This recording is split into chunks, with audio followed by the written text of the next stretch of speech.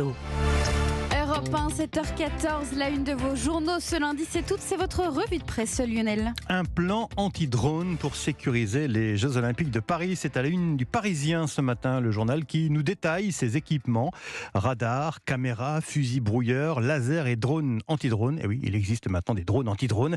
Des équipements de pointe pour prévenir tout risque d'accident ou d'attaque. C'est l'armée de l'air qui sera en charge de cette lutte. Lisbonne, la cure de jeunesse de l'Église catholique. C'est à la une du Figaro ce matin.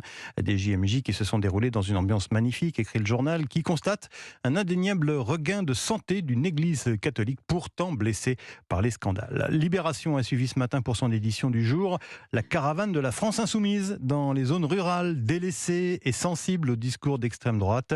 Gauche, comment gagner la campagne, titre Libé.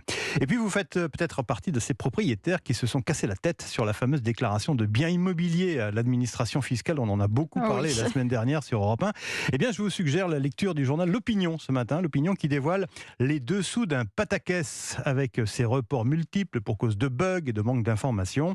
Une chose est sûre, écrit L'Opinion, cette déclaration de biens devrait rester dans les annales de l'administration comme un cas d'école de ce qu'il ne faut pas faire, avec une procédure 100% numérique, des informations erronées et des procédures de correction mal foutues. Ouais, c'est la citation de L'Opinion. Qu'est-ce que vous avez repéré de votre côté, Dimitri Vernet, dans la presse ce matin ? Eh bien, un article dans Aujourd'hui en France qui m'a interpellé dès la lecture de son titre. Je vous le lis donc. Y a-t-il un pilote ivre dans l'avion ? Eh oui, c'est bien, c'est que c'est rassurant. C'est clair. Question posée par le quotidien après cette affaire intervenue le 23 juillet dernier à l'aéroport de Roissy où un pilote de ligne américain a été contrôlé positif à l'alcool avant son vol. 1,32 g d'alcool par litre de sang, soit bien au-dessus de la limite de 0,2 g fixée par la réglementation européenne.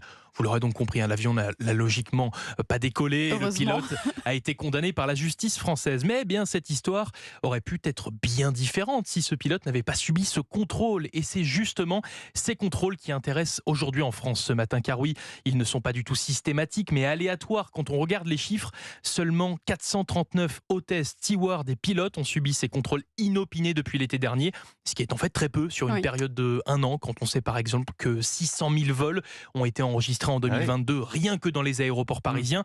L'alcoolémie des pilotes est donc, on peut le dire, très peu contrôlée, ce qui interroge beaucoup de passagers quand on leur communique ces chiffres et le mode de contrôle, comme Isabelle, interrogée par Aujourd'hui en France à Roissy-Charles de Gaulle. Elle pensait que tout l'équipage était en fait testé avant d'embarquer systématiquement, sauf que bien ce n'est pas le cas, car irréalisable, comme l'explique le colonel de la gendarmerie des transports aériens Jean-François Pédger, car de 1, il y a beaucoup trop de vols, je vous le disais, cela nécessiterait donc beaucoup de personnel, donc beaucoup de moyens, et de 2, le problème est la législation qui diffère selon les pays, puisque l'alcool est interdit pour tous les pays pilotes, certes, mais 8 heures avant le vol chez certains, ou 12 heures dans d'autres. Bref, c'est irréalisable. Il faut donc espérer que les pilotes s'infligent une discipline personnelle. On l'espère. Ouais. C'est clair. Moi, j'ai repéré le premier volet d'une série que nous propose le Figaro à partir d'aujourd'hui. Ces stars qui sont devenues businessmen. En l'occurrence, le journal raconte aujourd'hui le parcours d'une businesswoman, puisqu'il s'agit de l'ancienne tenniswoman Serena Williams. Elle est l'athlète féminine la plus riche de tous les temps, figurez-vous. Grâce bien sûr à ses 23 titres de Grand Chelem, mais aussi et surtout aux investissements de son fonds de placement, le Serena Venture. Il a été créé en 2014, alors qu'elle était encore sur les cours.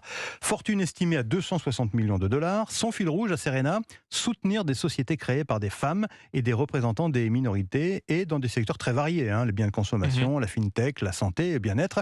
Et à ce jour, Serena Williams est entrée au capital de 94 sociétés. Gagner pour moi, dit-elle, c'est devenu choisir les meilleures sociétés dans lesquelles investir.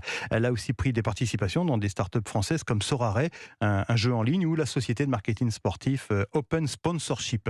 Elle a déjà confié son ambition, être à jour à la tête d'un fonds d'1 milliard de dollars. 1 milliard, oui. C'est pas impossible pour elle. C'est une gagnante, Serena Williams. Ces stars devenues businessmen, série à lire à partir d'aujourd'hui dans Le Figaro Économie.